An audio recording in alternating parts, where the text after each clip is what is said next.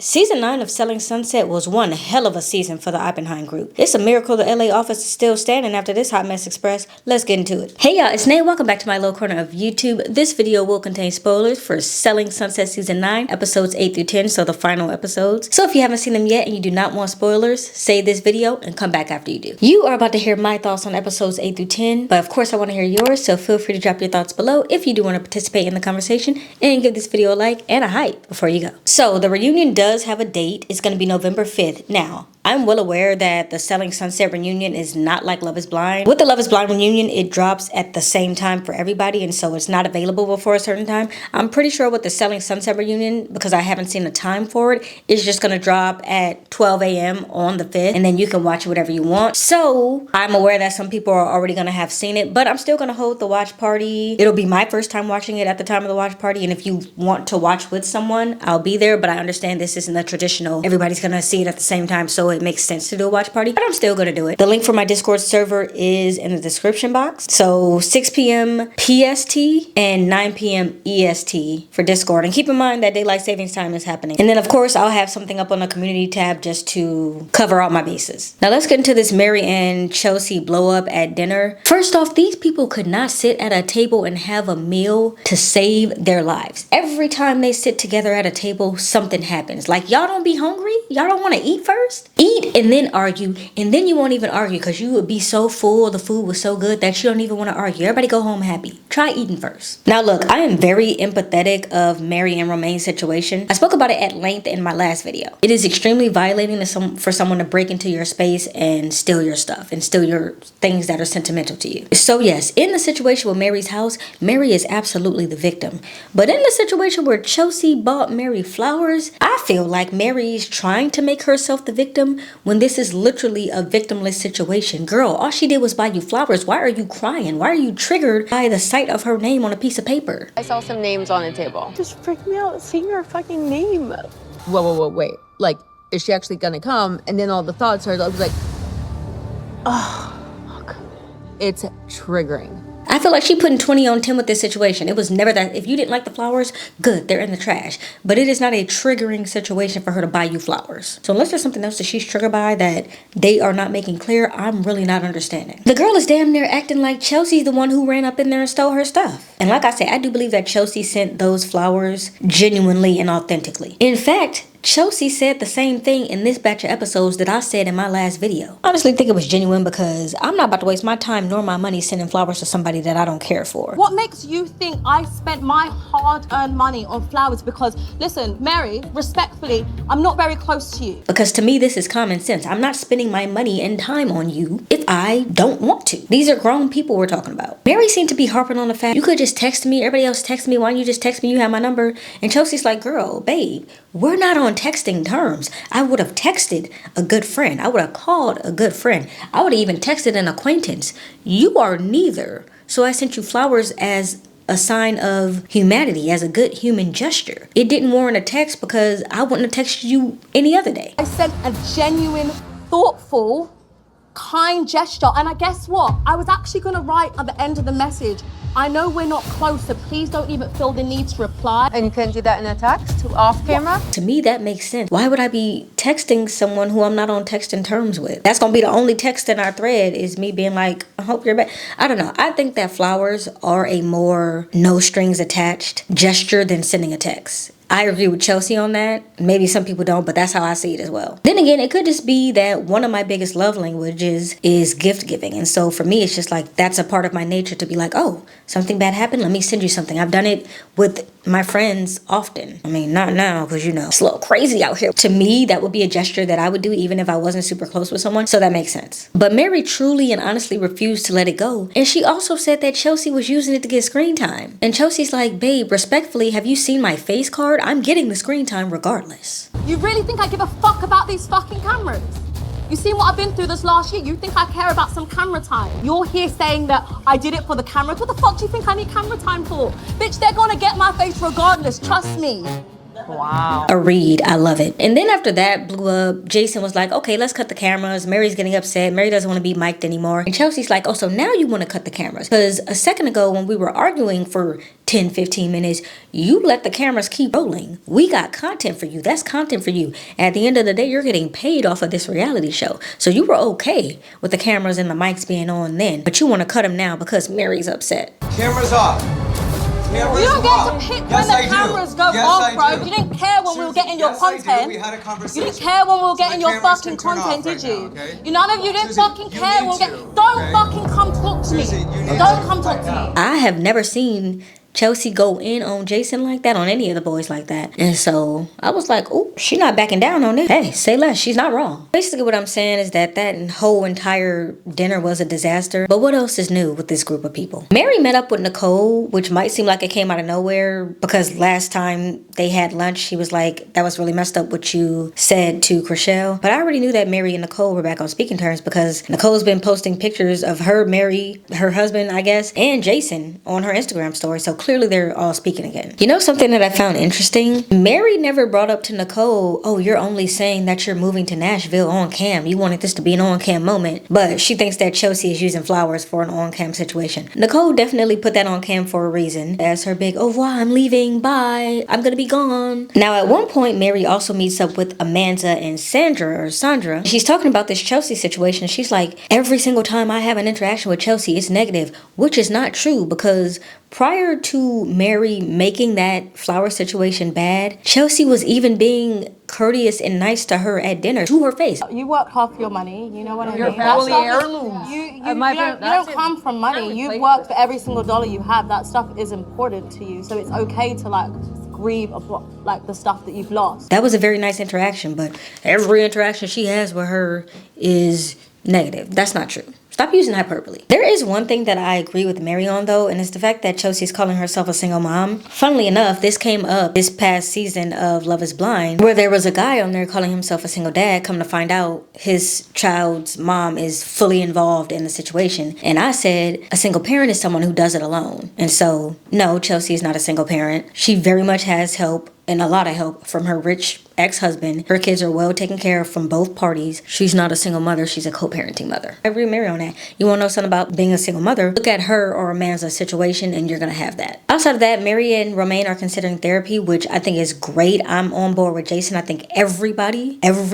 should do it, regardless of if you think you need it or not. It's nice to have someone to talk to, whether we're talking couples or individual. I think therapy is a go, green light all the way. I'm a rah-rah for therapy all the time. And he even offered to pay for it, so that's pretty amazing. In addition to that, he also gave Mary 2 Rolexes because hers were, stolen. Just casually gave her 2 Rolexes. He probably went out that afternoon and replaced them. I wonder how much those Rolexes are worth. Probably $500K between the 2 of them. No, I don't know how much a Rolex is. One, if I had money for a Rolex, I wouldn't buy one because I don't really like watches like that. I love to look at my phone for the time. I'd get a nice necklace or something, but I don't really know what Rolexes are going for these days. Like $250, that feels cheap. A Rolex is $250. That feels like a waste of money. $250,000 for something. Let's look at that. How much is a Rolex? Oh, they're not that expensive. I was giving them too much credit. Well, this one is $12,000. Wealthy people don't have an idea about how the poors live. I have no idea how they live. I thought it was more than that. Y'all be acting like these things is crazy. I thought $250,000. It's not that expensive. But still. As for Sandra, she simply could not help herself in this batch of episodes. She's telling Chelsea, look, girl, I don't really understand why you're not going to Bree's Valentine's Day. I really think you should show up. And Chelsea's saying, girl, disrespectfully, mind your business. Because this precedes you and has nothing to do with you. But don't you think it's a little mean that you don't go? I think we should take a look at the rest of the house. Okay. Because you're asking too many questions about stuff that All right. kind of is none of your business, you know what I mean? Oh, I'm not trying to be nosy. But you are trying to be nosy. I don't think it's my responsibility to give you a perspective on things that quite honestly happened before you and are none of your business. Plus, Chelsea has a new man and she gonna be busy on Valentine's Day and Galentine's Day. She got a secret new man. I'm happy for her. Sandra also got into a little something, and I say little in quotes because this is for sure going to be something bigger. She got into a little something with chrishell. Apparently, she felt like chrishell was giving off vibes of some type of tension between them. Now, y'all know how chrishell is. Y'all know how chrishell is. She will give you that energy that she very much was giving Sandra, and then to your face, she'll be like, what are you talking about? We're totally fine. Yeah, girl, you're nice nasty. chrishell is the type that says nice things, but she'll say them in a shady kind of way, or she'll say them in an off-putting way, or she'll make those faces that Sandra was talking about. I'm sure chrishell likes me. Every time I say something, this is the face she makes. Ah, there it is. See that face?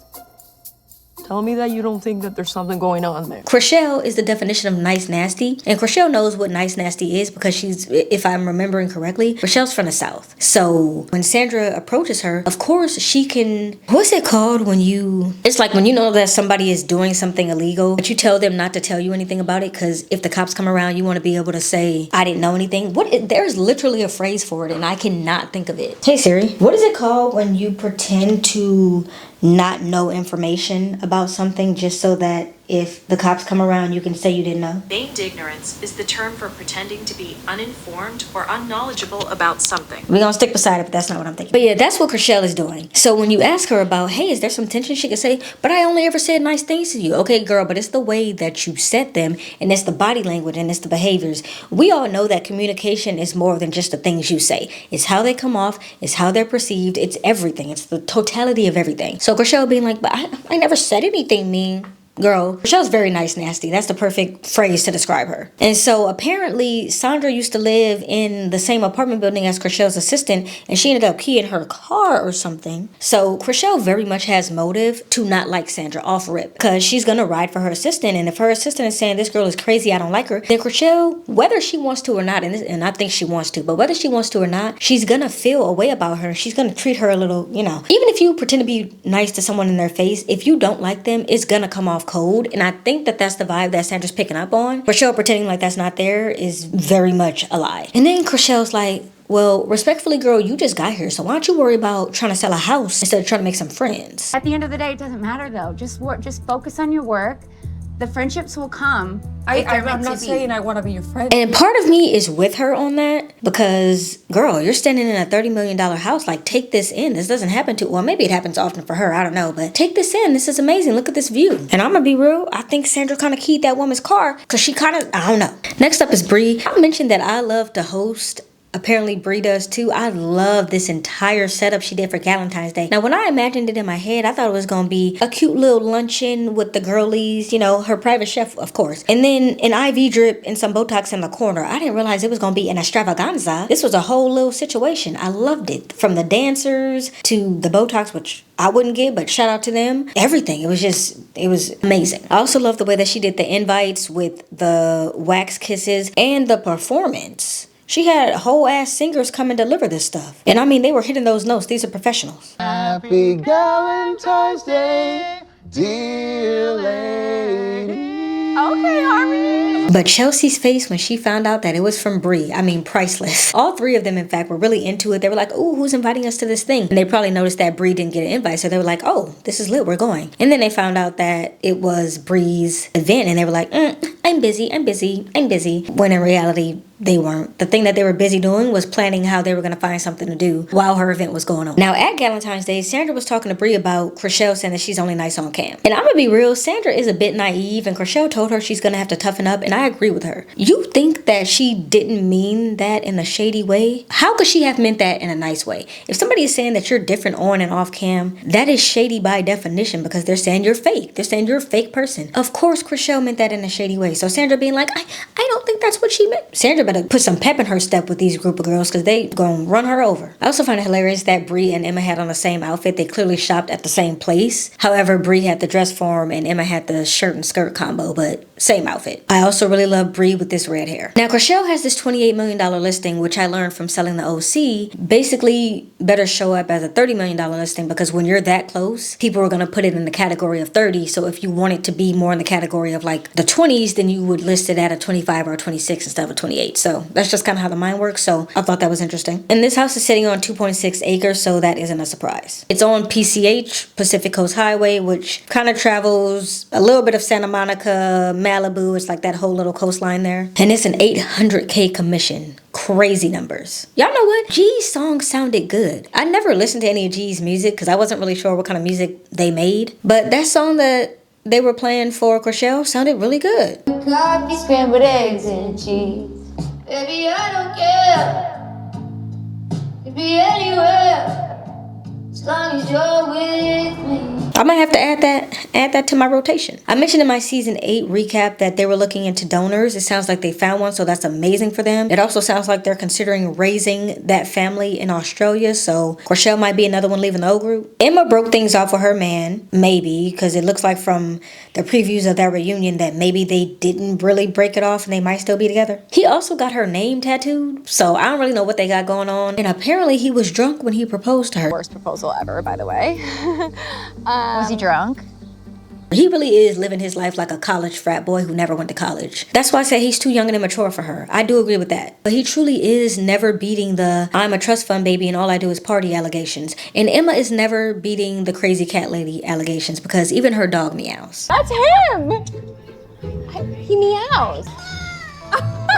Alanna's new build from last season that I've been waiting to see looks top tier. I love that they showed the before and after so we can really get a good idea of how far it's come. Turns out that Brett has actually had that property for 5 years. Alanna only came on a year ago and she did a fantastic job. She definitely proved herself with that. They're thinking of listing it around $8 million, and I believe that this house is somewhere in Hollywood, so the seller is definitely gonna have to pay that mansion tax. And I know that's gonna be rough because the seller, I believe, is losing money or has already lost money in the construction of this house. Not too much on the twins. Jason buys a pickup truck. I think he might be a collector because he also bought a car last season, a Ferrari, I believe. And this, I don't even know what kind of car this is. Is it a Bronco? I don't know. A Chevrolet? Listen, don't ask me. I have no idea what kind of car this is. But he bought it for $150K, so clearly it's a collector's item because it's old, so it has to be. Otherwise, why would it be $150K? Actually, why would it be $150K regardless? That's a crazy amount for a car. They also lowered the hedges at the office. I think this is a happy medium. They still get to keep their privacy, but it's not blocking the sign from the street, and that's what Brett wanted. Going to the houses, Jason has a broker's open for his 2.5 acre property. I'm not much of a reader, but I love the library in this house. It also has a pink kitchen, so I'm here for that. I'm gonna be real though, I still don't understand the point of a broker's open because the O group already has real estate agents. So why would he have outside real estate agents come look at the house if they're not gonna have the chance to sell it? I don't know. I don't really understand the point of a broker's open. If anyone knows, let me know. Also though, I know that there are a ton of other real estate agents at the brokerage. We just only follow these ladies. Like they have guys who work there too. They're just not on the show. And so yeah, I don't know. There's definitely something to that. The ladies from Selling the City make a cameo. Like 2 months ago, one of my clients had $10 million of investment property to sell, and we partnered with an agent here. Jordan took the lead and we sold one at full ask immediately. So like we're happy to do these types of deals if they make sense. I wish that show would come back. I enjoy seeing real estate from New York City because it's drastically different from real estate in LA. If you don't know that there's a spinoff called Selling the City, it only has 1 season, but I did cover it so you can check it out. I'll link it below. And it's a spinoff of this. Clearly they know each other. They're like a sister brokerage. And Eleonora is actually the Jason of that office. So she's the head honcho of that office. They want to sell this house for $38 million. It looks like a bachelor's pad to me, so they might be able to get that for it. The house Chelsea viewed in Hermosa was insane. The ladies viewed this house with the deck, a leather fireplace. Oh my God, look at these leather. Wow, that's so interesting. I don't know if I've ever seen that. The kitchen didn't have cabinets, which I thought was interesting. It's very open concept, I guess, in a different way. And I believe that this house was in Bel Air. Bel Air is where the real people with money live. Beverly Hills is where the rich live. Bel Air is where the wealthy live. Bel Air is a whole other tax bracket, okay? That's a different tax bracket from even the houses that they selling. And remember those rich people Erewhon smoothies that I was talking about last time? Yeah, these are the type of people I'm talking about. This is a billionaire drink. I'm not saying nothing. You're painting the picture for me, and I'm really getting it.